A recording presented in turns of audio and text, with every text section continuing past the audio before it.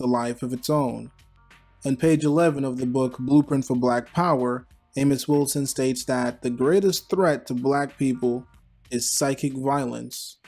On page 14 of the book Iceman Inheritance, Michael Bradley states that intellectual violence is the tool that Caucasians have used to conquer the world.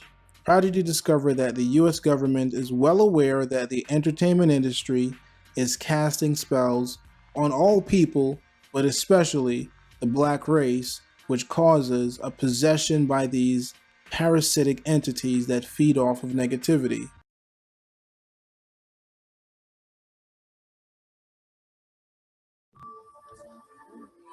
Yep, ladies and gentlemen, we up in the war room. You know what I'm talking about. We're going to ahead and shoot out our introductions. Y'all know who I am, CK in the building. It's God divine. You know, Right, all right. doing it down. Wake up, little black boy. Hey, but now, AP don't want to shoot a shout out. But we good. I did, AP. Okay. Shout out. All right, but the topic for today is white supremacy real? And if so, does it affect you? And if it does affect you, how does it affect you? Let's go in on it. Okay. At the gate, I'm gonna say this. White supremacy is not a joke, it's not a game, and it is definitely real. To some more than others. It's more.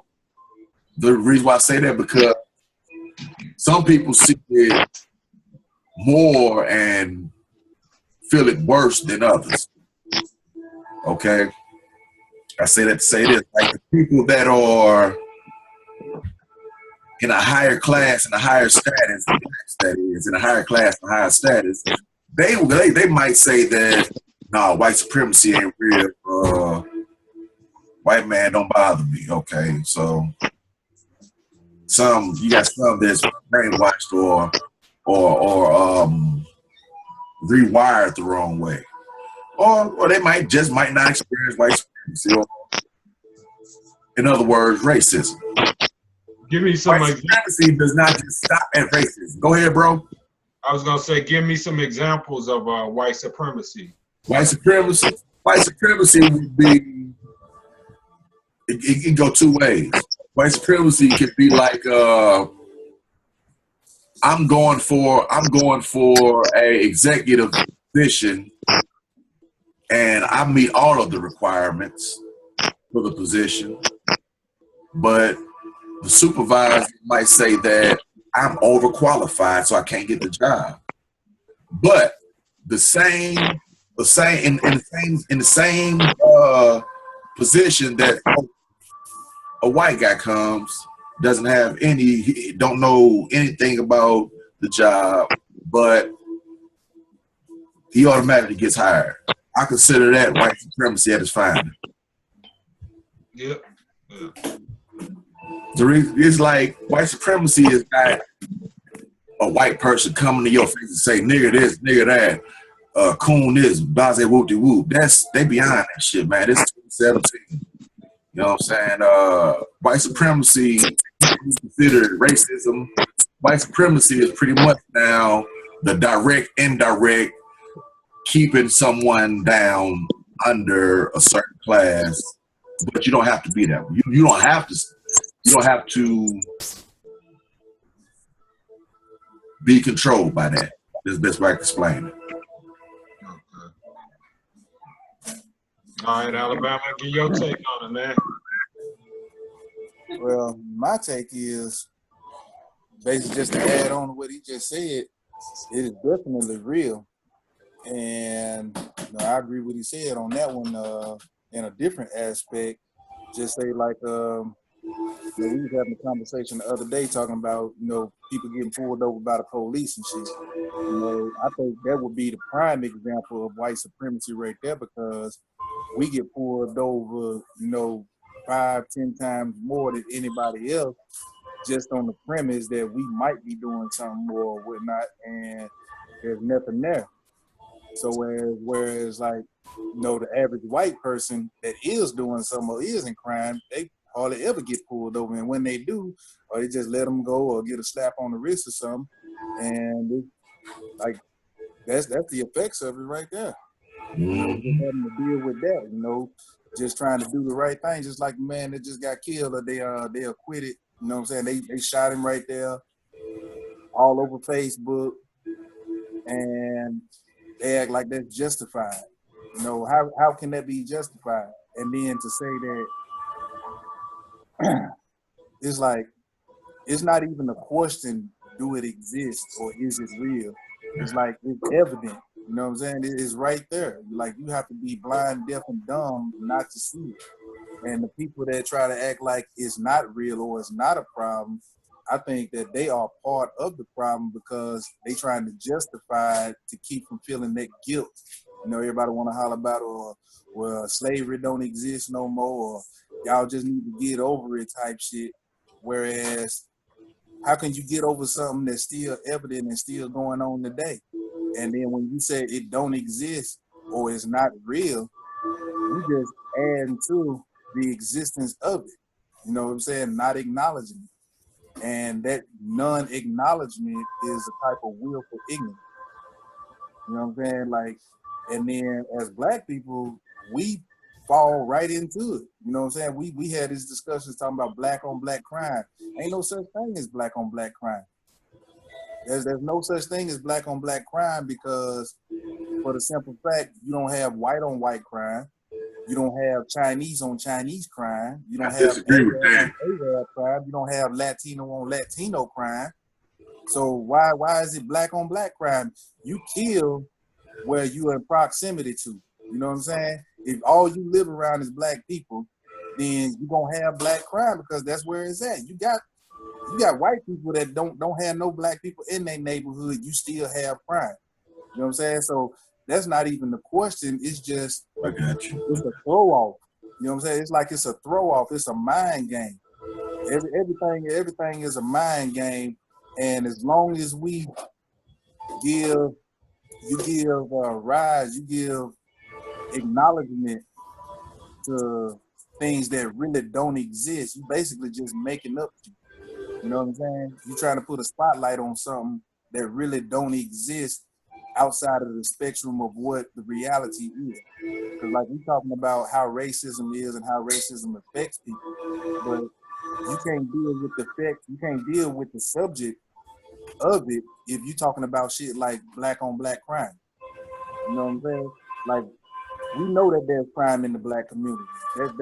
That's evident. We're not trying to say it's not, but that's not the case. Black on black crime ain't got shit to do with racism, other than the fact that on the original question, the second part of the question, how do you think it affects you directly? Directly, I would have to say that it affects me because your options of opportunity are limited. You know, we have this narrative that you can be anything that you want to be, you can do anything you want to do if you just work hard. And we know that's bull, right? Right. Yeah. So I mean, just because one or two black people get to become successful, or politicians, or president, or whatever, that don't wipe out the whole. You know what I'm saying? There's millions of black people that are suffering, and just because you got a handful that's doing good, you can't change the spotlight on the few that's doing good versus the masses that's suffering. So that's basically what you're saying is Hitler killed millions of people but saved 1 or 2. Does that make him a good person? Right.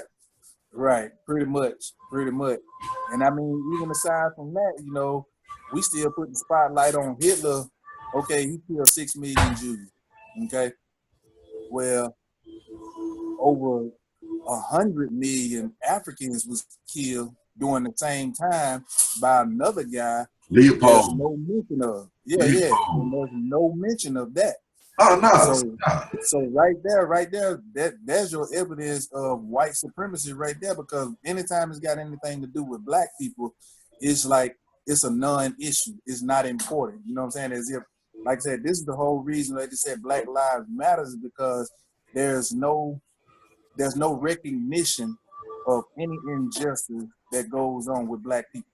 There's no recognition. There's no acknowledgement of it. Like we see it. You know what I'm saying? It's evidence to us, right? It's in our face because we ain't got no choice but to see it. But to everybody else in the world, it's like it don't exist. Like it's a myth or an urban legend or something. So what do you say to a person, what do you say to a Caucasian that says that they're not racist, but they believe that racism is not real? I can't say anything to a person like that because we're not on the same page. We're not even reading out of the same book. You know, a person like that, their mentality is to not acknowledge the problem, to keep guilt off of them. You know what I'm saying? That's just like, okay, if you go out and you steal or kill or whatever you do, and you know it's wrong, but to keep yourself from feeling bad about it, you just act like it don't exist or you didn't do it. Just complete denial. You know what I'm saying? So you deny the fact that you did this wrong or you was involved with the wrongdoing. So in your mind, it don't exist. And that frees up your guilty consciousness from any wrongdoing. So that's a personal problem. Like people who have that mentality, you can't conversate with them. You can't have a discussion. You can't sit down and be like, okay, let's have a reasonable discussion. You can't have a reasonable discussion with somebody that has an irreasonable rationality. You know, there's no rationality to their thinking, just like the evidence is right there clear in your face. In black and white, color, recorded, the evidence is there. You can see it. And for somebody to say that they don't see it or they don't believe it, there's no conversation with that. You can't conversate with that. So you can't even combat that. Okay. Let's pass the mic. What you think, AP? Oh yeah, I agree with both of y'all. White supremacy is real. Now, does it cause a lot of effects on us, like the way we put it all to? I don't think it really does to a high degree because we still have free will at certain things and a lot of options that we have. A lot of times it's us sometimes too. So I'm not gonna just blame everything on white supremacy, but I also understand that because I'm from the ghetto and I know that we're playing from behind almost. So when you playing from behind, it's like it's hard to catch up with them. And the definition of white supremacy, when you look it up, is that white people are supreme, that they are over you. It's like an ideology or mentality that they think that they're better than you. And I do agree with that. I just don't think that it affects us as some people put it out there. Now, with the police shootings, I think one of the biggest things with police shootings and what people got to learn how to do is separate racism from injustices in the police department. Police departments are crooked. It doesn't matter if you white, black, they follow that blue line. So with Mike Brown and the Castillo, I know I'm mispronouncing his name, but that guy that got shot, like, oh yeah, I know you're talking about. Yeah, what Bama was just talking about. Those are issues. The reason why, let's start with Mike Brown. The reason why Mike Brown got off, because in the policies or in the rules or in the protocol in policing, and I'm not saying that he didn't attack him, or if he did, I'm not debating that, but that's what it said in the report, that he attacked them. And to some degree, I think he did. But in the police protocol, the way they train them and what backs them up is if you're being attacked by anybody, then they have the right to shoot you. Now, whether I agree with that, that's another case. But all I'm telling you is that he got off by, not because he was white, I think he got off because of the way the police policies are in place that protected him. And that's what we need to change with that, with them killing us. We need to be able to, we need to go in and change the police policies. That's with the police shootings, that's from that aspect. Now, what Alabama was talking about, when they pull you over, damn right. Like, I'm a witness to that. They do attack us. But also we got to look at too, what we do too. We create a lot of violence in our communities too, and we cause them to come over here and fuck with us. Like back in the day, I don't know if they do this now, but a drug dealer would kick the motherfucker. Like if a little young dude was running around shooting up everything in the neighborhood, he would actually go to that motherfucking little dude and say, "Hey, motherfucker, you gotta stop this shit because you bringing heat to my neighborhood." That's kind of what we're doing. We're bringing heat to the neighborhood. So we bringing police into the neighborhood to fuck with us. Not saying that it's all us, that it's all of that, but a lot of stuff we do too to ourselves. And we got to start acknowledging the things that we do that's fucked up. It's a balance. True indeed. I agree with that 100%. But I think the overall problem is us as a whole are not on the same page. You know, everybody want to do their own thing. Everybody want to be their own person. And then they want to come together when it's convenient. That don't work. You know what I'm saying? White people stick together regardless, whether they agree or disagree. They together. Actually, they don't. You know, I'm gonna tell you one thing that they do. Have you ever, do white people call their own people trailer trash? They don't fuck with trailer trash.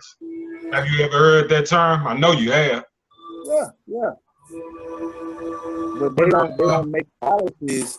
They don't make policies against trailer trash the way they make policies against us. You know, they make policies against us as a whole. You know what I'm saying? No matter where you live or what your education is, they make policies against us as a whole. As whereas when they making policies for them, even they trailer trash or whatever that they so called, they helping them. Like, it's easier for them to get food stamps and assistance than it is for us to get food stamps and assistance. And they need it more than we do. They get it more than we do, but like the policies is still the same. Like, it's the people who making the law. You know what I'm saying? It's not the individual aspect. It's not an individual. It's a system. Goes back to the fact that the system needs to be retweaked, rerouted, and redone. You know what I'm saying? The only way you're gonna do that, you got to do that from the ground up, and that's only gonna come with, you know what I'm saying, just all out war. Because any type of change in the system, the way it is set, is gonna be met with opposition, strong opposition, just for the simple fact it goes against their belief, their supremacy belief. You know what I'm saying? They believe that they are supreme, they are the rulers, and they're supposed to remain on top. That's what they believe. And everything that they set in place is to that notion. So it don't matter if we get a politician in place. You know, money talk. And once they get in there, they'll take anything to get in politics. You know, black, white, whoever. Once they get there, the money is what controls the policies. Yep, I agree. And I think another thing, I agree with everything you're saying, like, because, you know, we've had discussions about that where, like, we got to start, like, taking control and understanding, arming ourselves, man. And, like, because, like, in order for anything to change, it's going to be a war. Like, it may not be physically as deep as what we talking about, but it's going to be a war on some type of level. And you have to be prepared. It might be physical. It's now, I agree with both of y'all. And not only do I agree with both of y'all, y'all familiar with history, right? Y'all familiar how this nation got founded, right? Oh, yeah, intimately. Okay, check this out, though. when this nation was founded, Benjamin Franklin wrote the Declaration of Independence and all that, right? Okay, they got enacted, okay? And in the Declaration of Independence, I think it's in one of the preambles. In one of the preambles, it said that this nation will not fall only but from within. You know what that means, right? Yep. The only way this nation can be broken down is to be divided. Okay? Now, if everybody that's divided come together, it'll be more of a, it's always been a us against them thing, right? But at the same time, we still divided, but it's still a us against them. So it's not really us against them, right? So I say that to say this, man. The purpose of a revolution is to destroy the old, to bring in the new, to destroy what's not working and put in place what will work. Why the hell do you think the Caucasians left Great Britain? They felt they wouldn't get no justice, so they took another nation and created their own justice. That's simple. Let me ask y'all this. Who is the most wealthiest group of people, or I can't even think of the word. Who are the most wealthiest group of race? Race or race. What is the most wealthiest group of? What is the most wealthiest race in America right now? Jews? No, you're right, but I'm talking about as far as you're probably talking about the people. Like a continent? Like a continent? Or no, I'm talking about the whole United States. But what I'm saying, sects of people, the upper class, the middle class, and the poor. No, I'm talking about like Asians. Okay. Shit, whites. No. How you figure that? Want to guess again? I'm not fully understanding the question. Okay. What is the most wealthiest group? By race or by ethnic? Okay, hold on. Let me backpedal real quick. If you talking about funds, or you talking about resources? I'm talking about funds. I don't know what they base it off of. I'm quite for sure it's based off of how much money you make. Probably the type of property you own. I'm quite for sure it's based off of a bunch of different other things that where they come up with that statistic. Yeah, I'm gonna get. Okay, go ahead, go further into that. Let me see what you're talking about. It's Asians, and at one point it was I think. Let me look that up again. I think at one point it was Indians too. They're both going back and forth, and I think white people fall like third, I think. Really? All you got to do is Google it, man. The most wealthiest.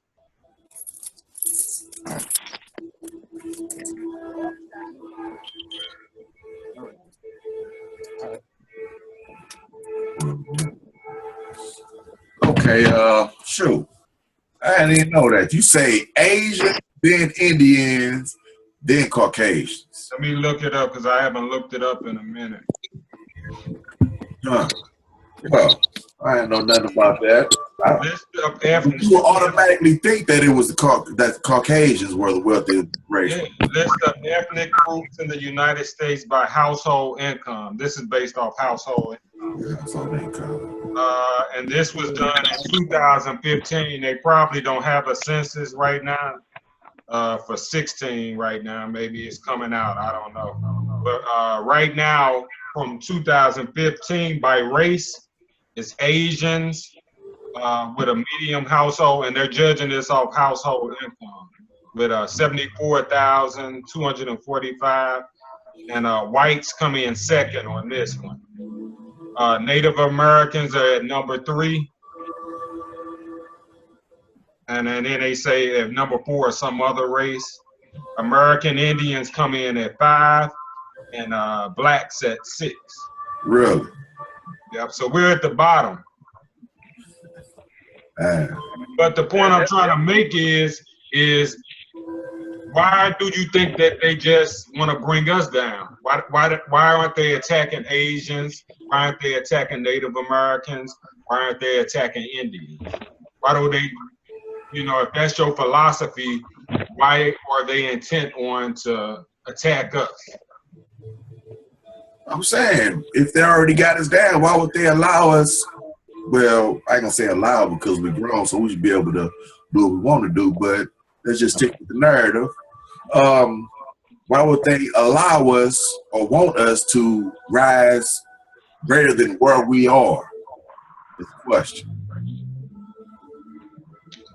Are any of y'all familiar with what they call genetic survival? You ever heard of genetic survival? I've never heard of genetic survival, but I know where you're going with this. Okay. Well, you know that Caucasians, they had this narrative that they are under threat of genetic annihilation. Yeah, they are in constant fear. Yeah, because they they are in constant fear. And they have a recessive gene. Yes. Now, as a collective, they are somewhat consciously aware, but the ones who are in power, the ones who make, you know, the rule of law, they are very aware of that situation. So in their mindset, they have to remain the dominant as far as economic, political, whatever, what have you. They have to remain dominant in order to control the rule of law, so that it keeps them at a higher state. I just like you know, this is a broad topic. It's not a one issue that you just put your it finger ties on. together. It ties together. Yeah. So when you have people like them that are constantly feel threatened of genetic annihilation, there's no wonder that they have a warlike mentality. You know, everything that they do is a war mentality to it. You got a war on drugs, you got a war on poverty, you got a war on crime. And what that really boils down to is war on black people, because they don't want us to outlive them. Now we this, man. Go ahead, bro. Finish where you going with that. I mean, we here, me, you, AP, we know a little bit about knowledge of self. We have a little bit of knowledge of self. We know who we are, where we originate from, and we know what our purpose is on this planet. And our purpose is to survive. And if our purpose is to survive, then that could only mean one thing, that we are, you know, without a doubt, it is a known fact that we are the dominant gene in DNA on the planet. Okay, so with that being a fact, and you know, the Caucasian race knowing this, they have no other option but to take us to war at every aspect. We know that AIDS was manufactured in a lab here in the United States. Same thing with Ebola. There's no coincidence that all these epidemics of disease go on in third world countries such as Africa and places where there are people of dark races and dark colors. You know what I'm saying? Now, Africa is the richest continent on the planet of the earth. You got all the resources, everything that you need. So there is no coincidence. You know what I'm saying? Anybody with half a brain can figure it out. So it's time wasting to have all of these discussions about it when the facts are known. You know what I'm saying? You take the facts and you use them to, what you need to be using them for to move forward. You can never move forward if you don't have the power to move forward. You know what I'm saying? Right. But It's kind of go funny ahead. you bring that up, right?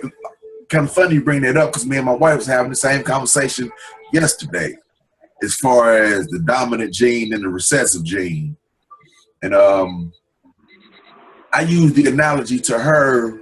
I used this analogy on her. I told her, what happens when you pour creamer in coffee?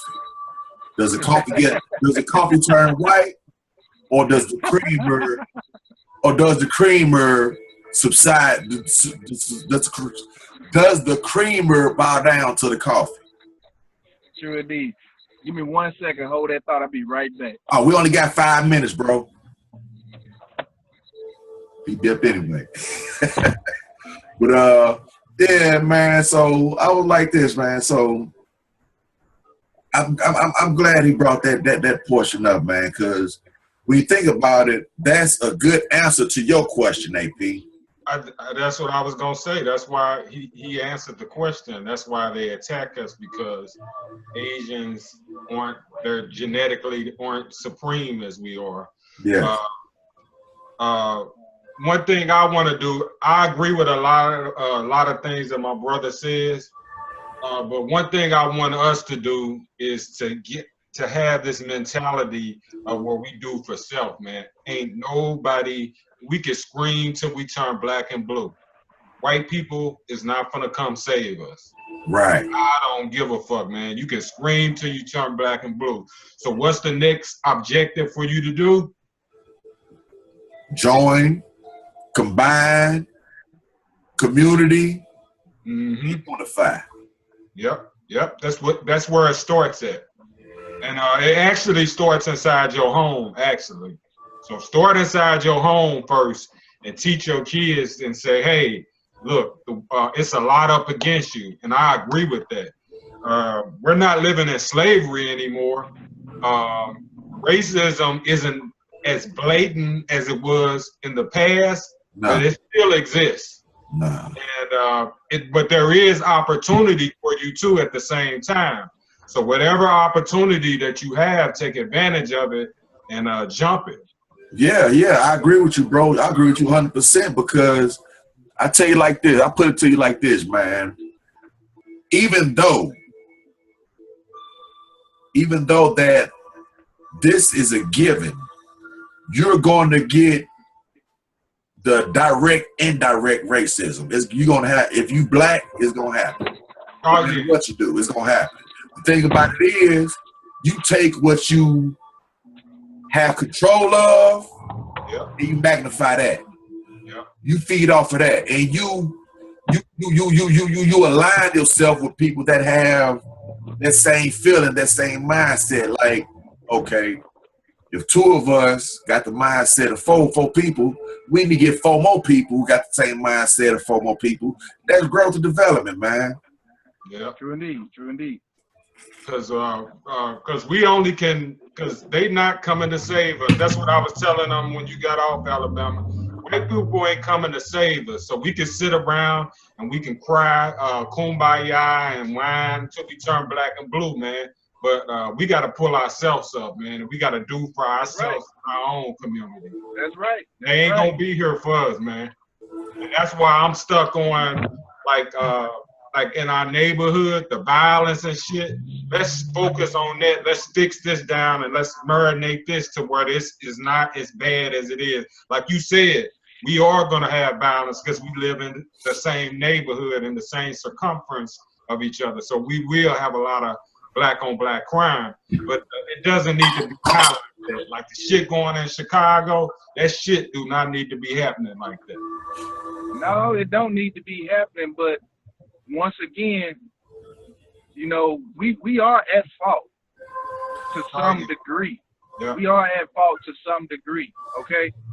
Push aside our faults and let's look at what would change the situation, okay? I bet you any kind of money that if if we had jobs in those communities where there are no jobs, crime would decrease dramatically. So that is an issue. You can't just say that, well, black people are just criminals and they doing it to themselves. That's only one aspect of it. You know what I'm saying? Most of those people don't have jobs. When you send people to jail and put criminal records on them with felonies, that makes it that much harder to get a job. When you take a person's ability away to support themselves and take care of themselves, there is no other option. Because I be damned if I'm going to starve to death because I can't get a job. I be goddamn if I'm going to die because I don't have money. You know what I'm saying? Right. Money don't feed me. You know, Right. money don't feed me. So whether I got a job or not, I'm going to eat. Well, let me rebuttal that right fast. I know we're going to cut it in a minute. We got about 2 minutes left.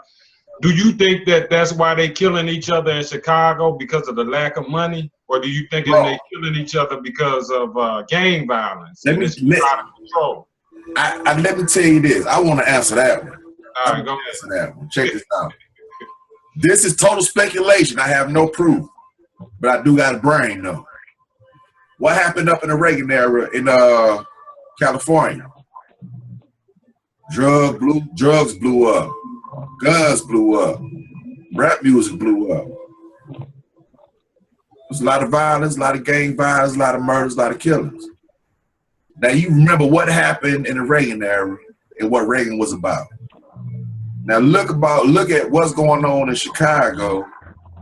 And they obtaining military weapons and a lot of dope. Man, just put 2 and 2 together, man. The government is supplying this. The government is allowing this. The government has control over this. That's why the government said, that's why Trump said he's going to send the government in to wrangle them in. That's just my opinion. That's all total speculation, though. I mean, I agree with you on that. I agree with you 100% on that. That's just a fact. Like I said, the facts are right there. It's just we have this culture of willful ignorance. You know what I'm saying? We can have all the facts in the world, and we will still take to the narrative that Caucasians put to us as if that's the problem. We know what the problem is. You know what I'm saying? But we let white people tell us what the problem is, and then we fight amongst ourselves about how to do it. That ain't gonna work. So to go back to y'all point, we do have to have a collective mindset, and we got to be on the same page of doing for ourselves. Now with this ignorant shit, like this dumbass music that's coming out, and all of these, you know, all right. we gotta put it in.